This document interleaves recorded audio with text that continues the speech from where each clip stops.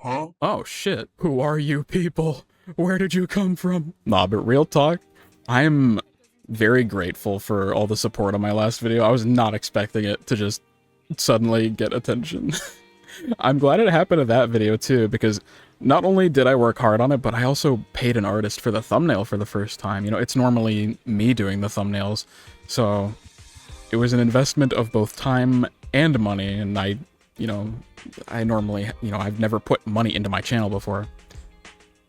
It took me a little while. It took me a hot minute to record this, because I was a bit nervous about the sudden attention and, like, potential expectations. So, with that being said, there's a few things I think I should probably yap about for anybody that's decided to keep an eye on this channel, and the first point is sort of related to, what I just said about me taking a bit to record. I never asked for this. Number one, okay, the most important thing is that YouTube is obviously not my job. I have other hobbies and I do other things. I'm not saying you shouldn't expect me to upload at all, but in the even like in the description of the last video, I said that this is just like a hobby that I indulge in occasionally. Like, I mean, it's also true that, like, if I try and upload too much, then it's gonna feel really forced, and I might get burned out pretty quickly. Like, I don't want that to happen. I do suffer from anxiety, and expectations aren't, the greatest thing to pair with someone like me that already has motivation issues on top of that. So, yeah. Number two. I don't know if this is even a good idea to mention. Sorry, I gotta hit you guys with the cold water right off the bat, but I do want to be honest, you know, just lay my cards on the table immediately. I'm a bit of a degenerate. Just a little bit. I just love women, chat.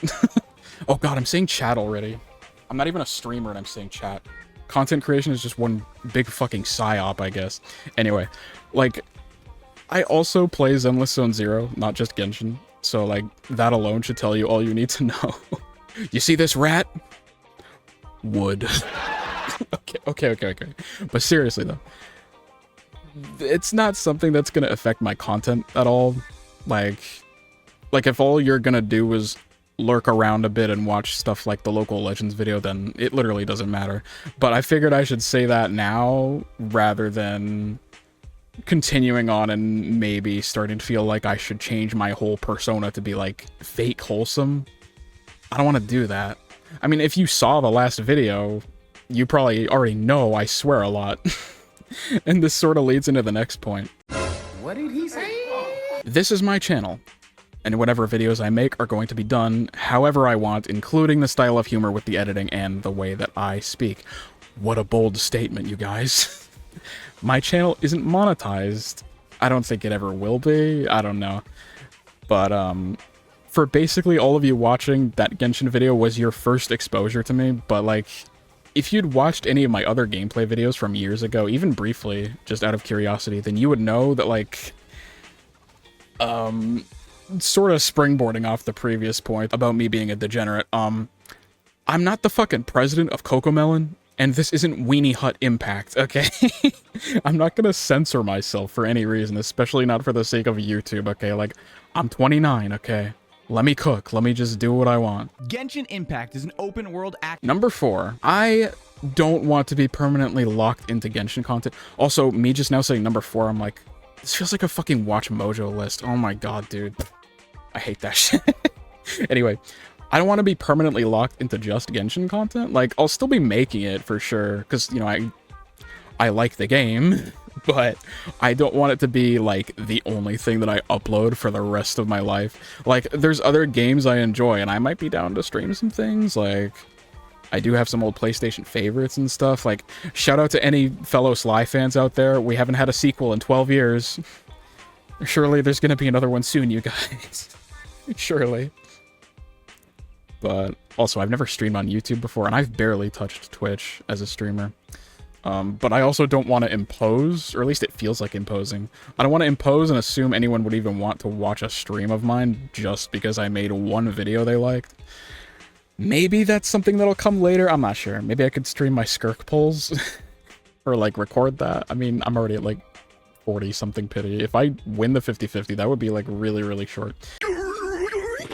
Number 5, Burger King foot lettuce. No, I may technically have meta characters, but I'm not like a meta player or theory crafter, if that's like the right term. Like, I'm in between. I'm casual and meta. Like, I'm mostly leaning towards casual though, but I'm aware of the meta at least. So just so you know, if you ever see me using a really strange artifact set on a character, or maybe like a really odd looking team comp, just assume, like, okay, just always assume I know what I'm doing. For example, I pulled Siegeween. Enough said. No, but I pulled her and I made her an emblem burst DPS. And DPS Barbara is another example of the random bullshit I like to do. Also, there's this flow current bird machine thing.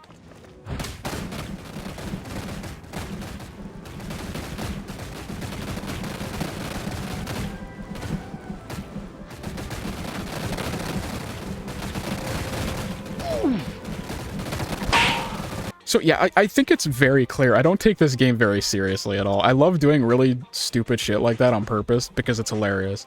Try not to be one of those people that are like, you're actually playing the game wrong. Like, brother, it doesn't even matter if I'm playing the game wrong. Not only is Genshin primarily a single-player game, but my account reached the point of consistently clearing the hardest content a long time ago.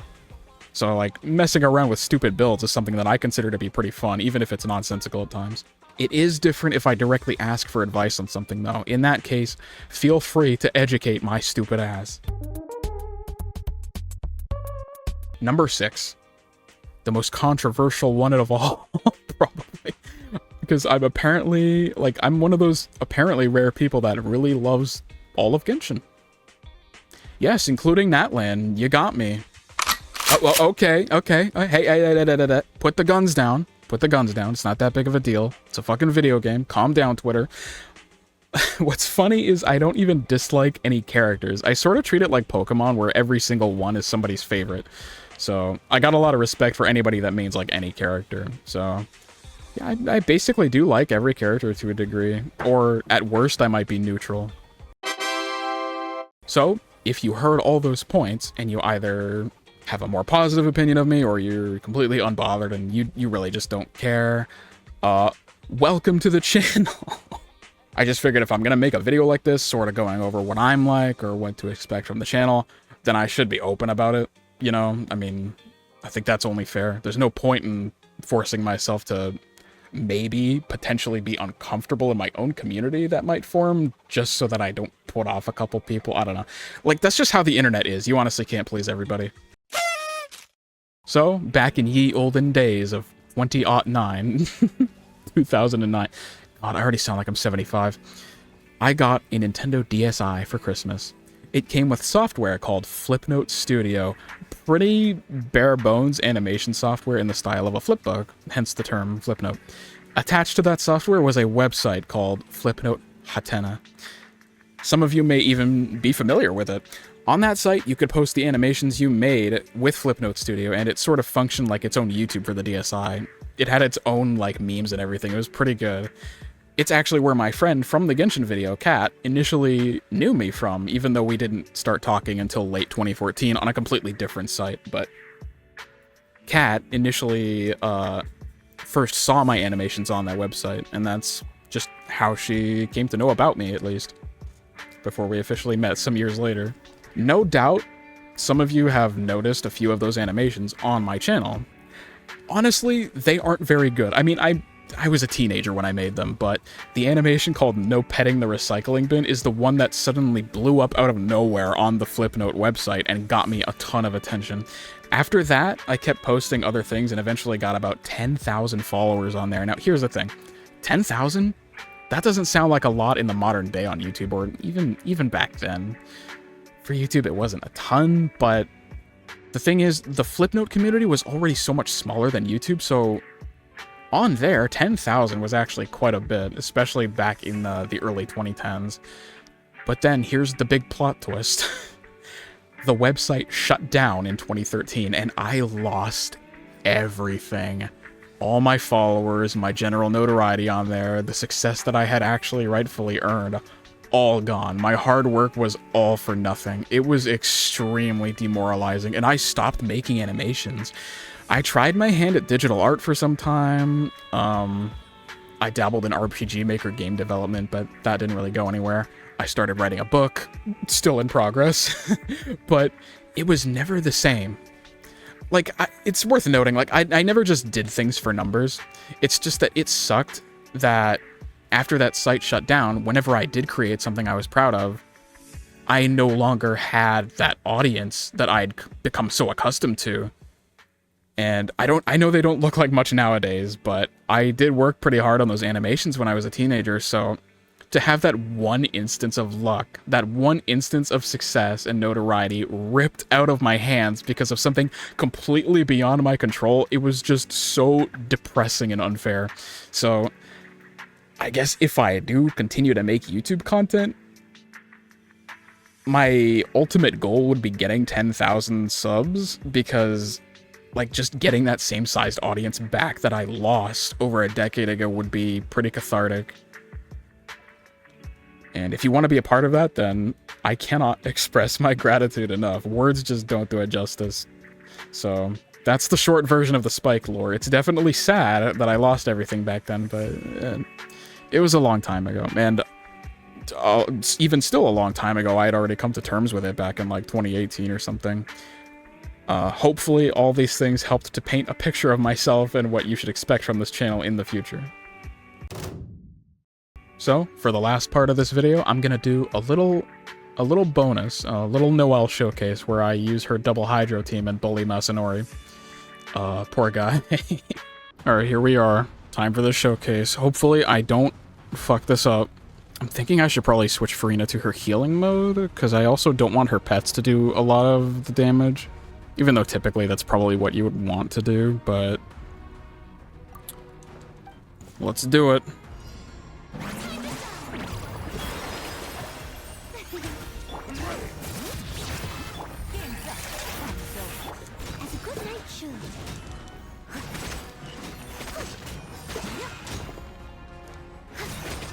Come on, power up. Jesus Christ. Nice.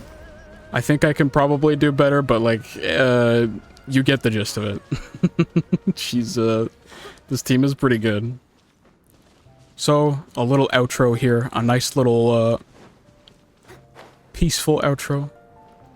I don't know how often I'm going to upload, because, I mean, I'm really not good with deadlines, so I especially really don't like associating hobbies with deadlines, if that makes sense. Because it just feels like a lot of pressure on me, but you know, hopefully hopefully you guys choose to stick around a bit. I hope you enjoyed this short little yap that I felt like I had to get out there, and whenever the next video is, I'll see you there. For me, I don't know if I want to make a Discord for this community already. It still feels like it still feels way too early for that, but I don't know. I'm curious what you guys think. I'm terrible at outros. Anyway, bye. Anyway, bye.